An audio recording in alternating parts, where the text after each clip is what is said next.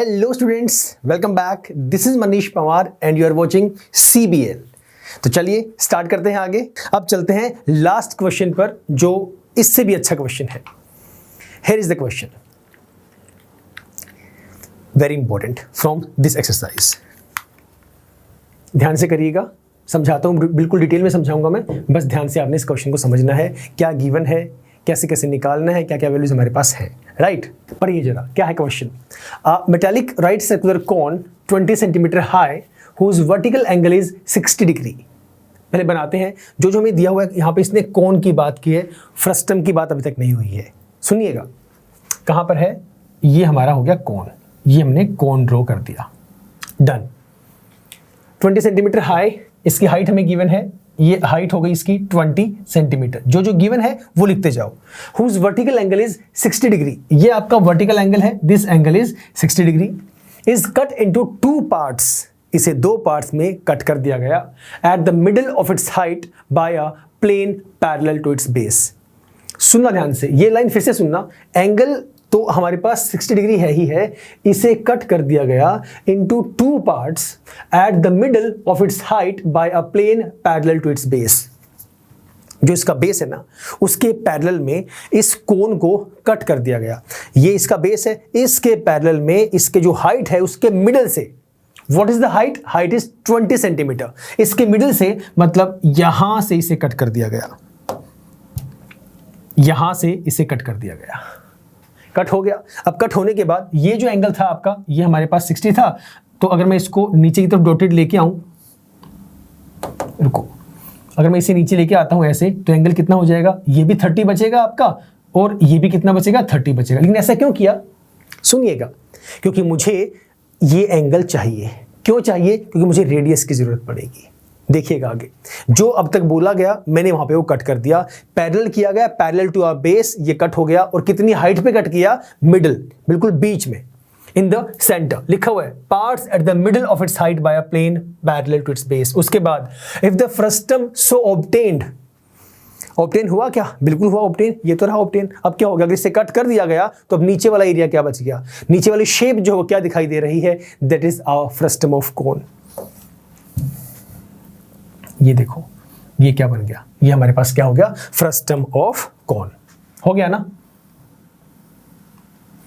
Yes और no. अच्छा, क्या पूछा गया, if the frustum of cone so obtained. अब हमारे पास जो फ्रस्टम ऑफ कोन ऑब्टेन हुआ है, B drawn into a wire, उसे हमें किसी वायर में ड्रॉ करना है जिसका डायमीटर गिवन है 1/16 centimetre. Find the length of the wire, wire की लेंथ निकालिए। बहुत से स्टूडेंट्स तो ये देख के ही परेशान हो जाते हैं कि इसमें एग्जैक्टली गिवन क्या क्या है और फाइंड करेंगे क्या। जैसे जैसे क्वेश्चन पढ़ा वैसे वैसे डायग्राम ड्रॉ किया गया। इन्होंने जो कट करने के लिए कहा गया वो कट किया गया, कहां से कट करना है वो किया गया, किसके पैरेलल करना है वो किया गया। ठीक है, शेप कौन सी बन गई, जो वो बोल रहे हैं, देखो बिल्कुल सही बोल रहे हैं, और हमने भी सही डायग्राम ड्रॉ किया, हमारे पास फ्रस्टम ऑफ कोन यहां पे बन गया। तो एक हो गई, ये आपका R1 हो गया, ये आपका R2 हो गया, डन ना। अब यहां पे निकालने के लिए, रेडियाई निकालने के लिए हमें यूज करनी पड़ेगी ट्रिगोनोमेट्री, जो कि हम पहले ही कर चुके हैं। बहुत डिटेल्ड वे में हम लोगों ने वहां पे समझा था ट्रिग्नो के मेन कॉन्सेप्ट्स क्या हैं, क्या क्या हमारे पास एंगल्स होंगे, वो मैंने आप लोगों को समझाया था। तो अब इस जो हमारे पास जो फ्रस्टम ऑफ कोन आपका ऑब्टेन हुआ है, इसकी अपनी एंगल्स की नेमिंग कर लो। डायमेंशंस आपने पुट कर ही दी हैं। ये 20 है तो ये हाइट कितनी हो जाएगी, 10। ये भी कितना हो जाएगा, 10।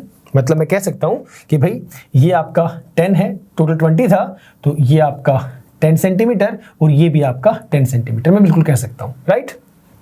ठीक है, नेमिंग कर दो, करो जरा।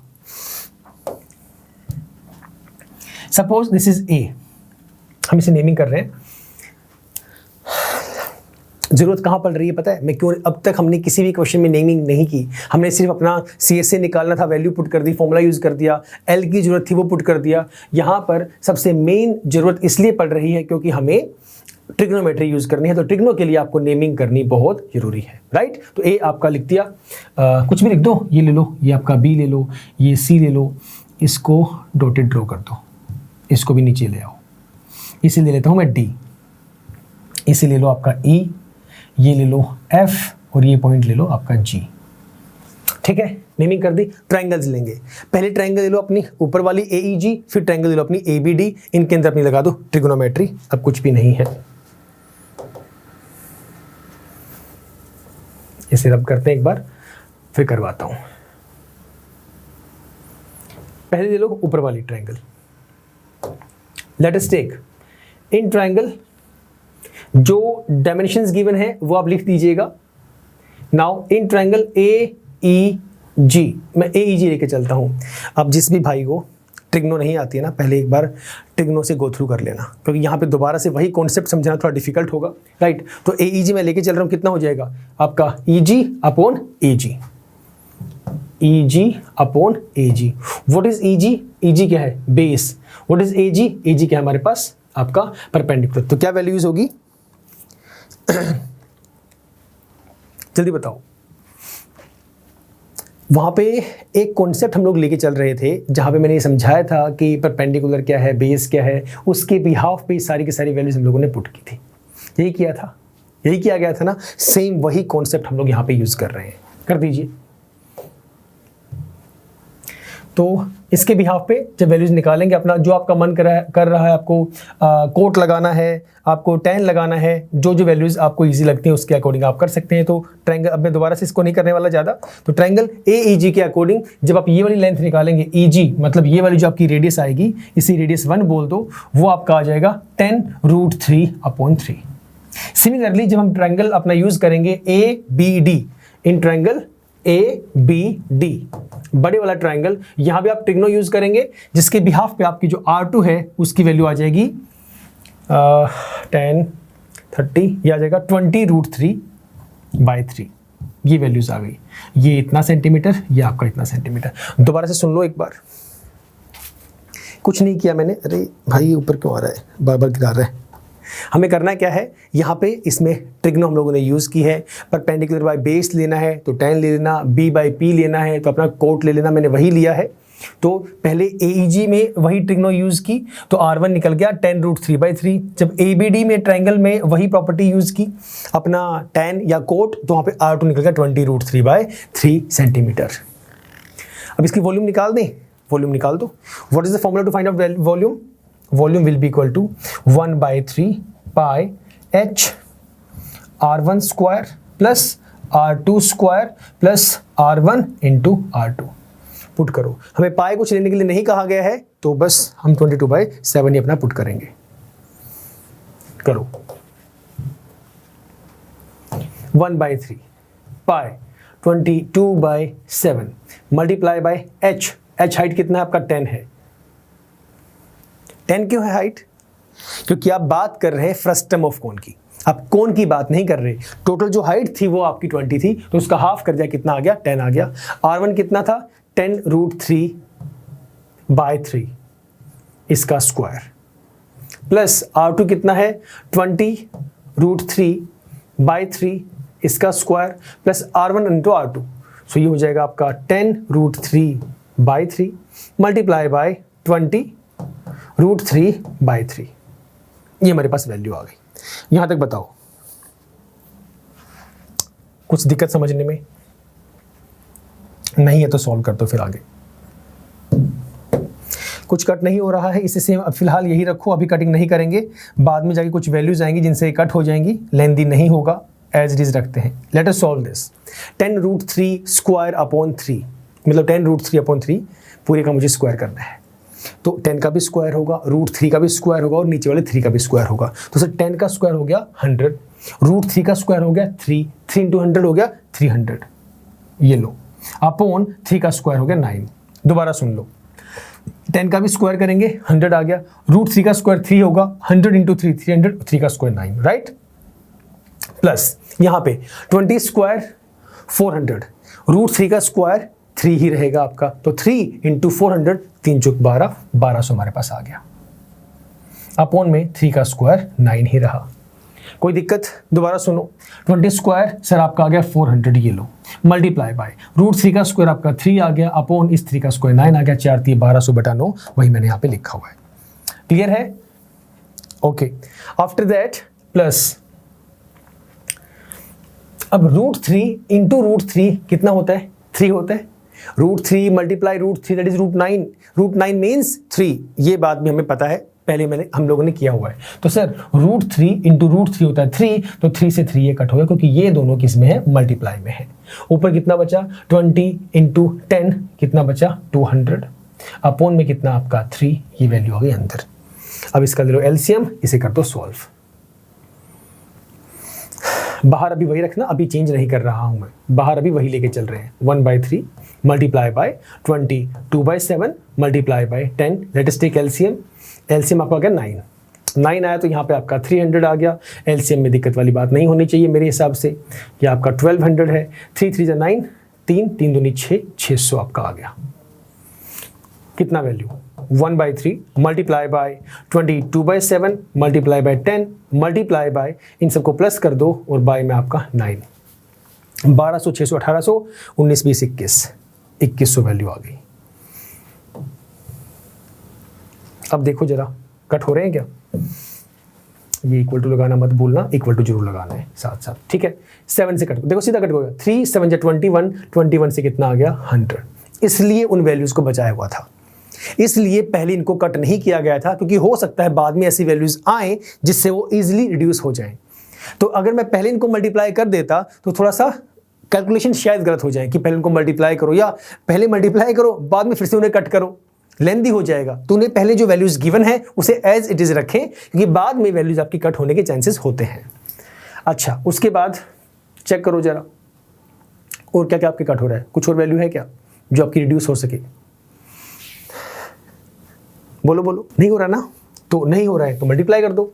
10 आपका 1000 हो गया, तो वैल्यू कितनी आ गई 22, आपका 3 0 लग गए, 22,000 अपॉन आपका 9, ये आपकी वैल्यू आ गई, right. So this was in centimetre, तो इतना सेंटीमीटर क्यूब, बिल्कुल ठीक है। ये लो, दिस इज द वॉल्यूम। अब देखना यहां तक हम लोग निकाल देंगे, इसके बाद जो कहानी है, जो डिफिकल्टी आती है वो आती है मेनली इस वाली चीज में। If the frustum of cone so obtained be drawn into a wire of diameter इतना centimetre, find the length of wire. एक बात तो तय है कि जो वॉल्यूम मेरे फ्रस्टम ऑफ कोन की होने वाली है वही सेम वॉल्यूम उस वायर की होने वाली है। दोबारा सुनो, दोबारा से समझो। यहां पे आने के बाद कंफ्यूजन ये क्रिएट होती है कि मैं लेंथ निकालूंगा कैसे। डिफिकल्ट नहीं है, ऐसा कॉन्सेप्ट हम लोगों ने पहले किया हुआ है जहां पे मेल्ट कर रहे थे, याद आया? क्योंकि यहां पे इसने कहा है जो फ्रस्टम ऑफ कोन आपके पास ऑब्टेन होगा यहां पर, उसे आपने ड्रॉन इनटू अ वायर, मतलब आपने उसे चेंज कर दिया किसी वायर के अंदर। तो क्या हो गया, आपने उसे कास्ट कर दिया। एक ही बात हुई ना। तो ये वही वाले क्वेश्चंस तो हो गया। अब यहां से ये वही वाला क्वेश्चन बन गया जो हम मेल्टिंग वाले क्वेश्चंस के बारे में बात कर रहे थे। यस और नो, मतलब ये हुआ दोनों की वॉल्यूम क्या होगी, सेम होगी। जो वॉल्यूम फ्रस्टम ऑफ कोन की वही वॉल्यूम आपके वायर की। अब निकाल दो, वायर की वॉल्यूम को यूज कर लो। आ जाओ, इसको साइड में कर लो ताकि हम लोग जल्दी सी वैल्यूज देख सकें। यहाँ पे इधर करते हैं साइड में सॉल्व, ठीक है। यहाँ पे लाइन लगा लेते हैं। पहले मुझे बताओ रेडियस ऑफ वायर क्या हो जाएगी। What will be the radius of wire. हमें डायमीटर गिवन है, डायमीटर है 1/16, इसका हाफ कर दो 1/16 मल्टीप्लाई बाय 1/2, मतलब 2 से डिवाइड कर दिया, 1/32 सेंटीमीटर। ये आपकी आ गई रेडियस, ठीक है यहाँ तक।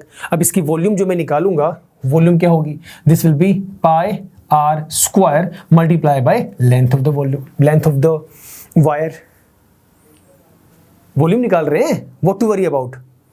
अरे किस फॉर्म में होता है, पाई आर स्क्वायर एच ना, सिलेंड्रिकल फॉर्म में ही तो हुआ। मैंने यहाँ पे एच की जगह पे एल लिख दिया क्योंकि उसी के बारे में बात कर रहे हैं वो। उसकी लेंथ कितनी है, उसकी हाइट कितनी, बात एक ही तो हुई।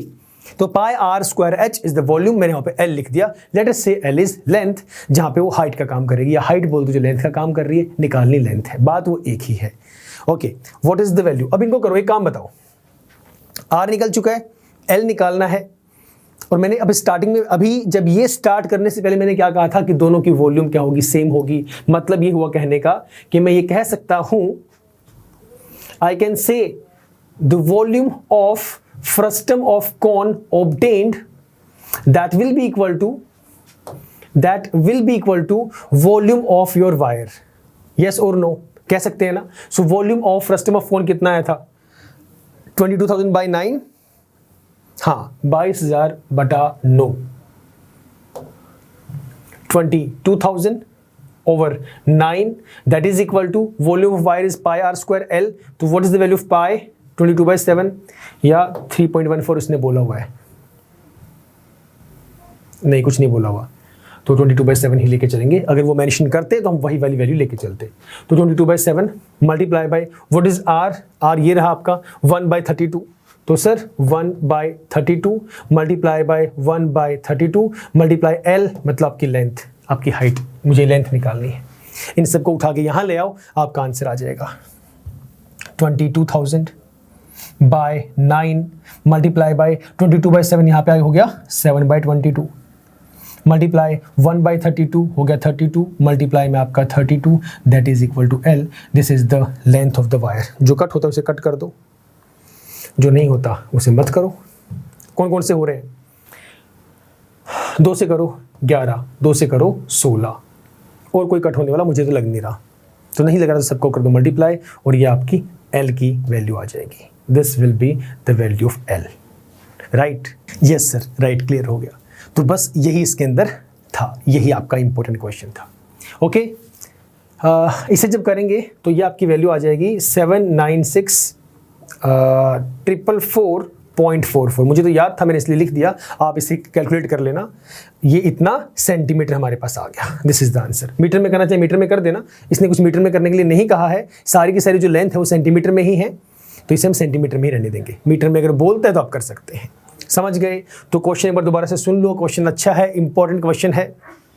यहाँ पे कहानी सिर्फ इतनी सी थी कि आपको एक कोन गिवन था, बाद में ये कहा गया कि आपने इसे कट कर दिया।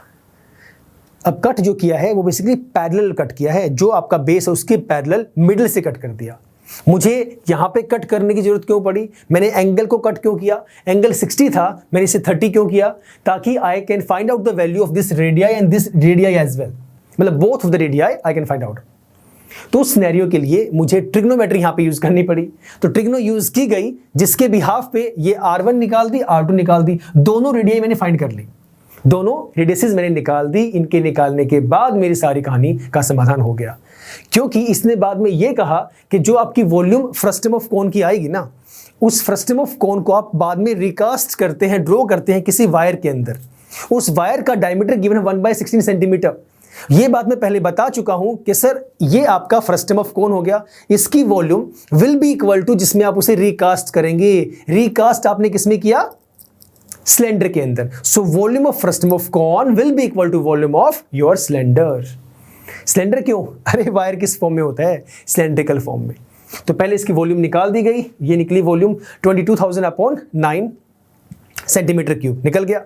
अब इस वाले केस में मुझे कहा यह गया कि आपको लेंथ निकालनी है, तो लेंथ निकालने के लिए मुझे दोनों की वॉल्यूम्स को इक्वल पुट करना पड़ा। Volume of frustum of cone equal to volume of wire. यहाँ पे रेडियस निकाल दिया, डायमीटर गिवन था, रेडियस में कन्वर्ट किया गया, फॉर्मूला लगा दिया वॉल्यूम का πr² h। मैंने h की जगह पे l लिख दिया, कोई फर्क नहीं पड़ेगा उस चीज से, एक ही बात है। हाइट उसकी, इन्होंने लेंथ मेंशन कर दिया, हम उसे लेंथ लिख देंगे। काट दिया, जो हमारे पास आंसर था वो आ गया। बताओ भाई, क्लियर है कॉन्सेप्ट? तो ये चैप्टर आपका हो गया एंड। इस चैप्टर से आपके पास क्वेश्चन नंबर 4 और आपका क्वेश्चन नंबर 5, ये दोनों ही आपके इंपॉर्टेंट थे। पूरी एक्सरसाइज आपको अच्छे से करनी है। पिछले जितने भी आपके जो एक्सरसाइजेज थी उनमें सबसे इंपॉर्टेंट ये वाली है, क्योंकि सिर्फ इस फ्रस्टम के नाम से ही स्टूडेंट्स जो है इस कॉन्सेप्ट को छोड़ देते हैं। थियोरेटिकल पोर्शन में बहुत डिटेल में हम लोगों ने ये कॉन्सेप्ट समझा था कि फ्रस्टम ऑफ कोन होता क्या है। तो सभी क्वेश्चंस आप करिएगा, कोई भी क्वेश्चन नहीं छोड़ना है। इन आवर नेक्स्ट लेक्चर हम लोग बात करेंगे अपने ऑप्शनल एक्सरसाइज के बारे में, that is 13.5, right? So solve all the questions. I will see you in the next class. Till the time, stay safe, stay healthy, and yes, keep smiling. Bye bye, take care.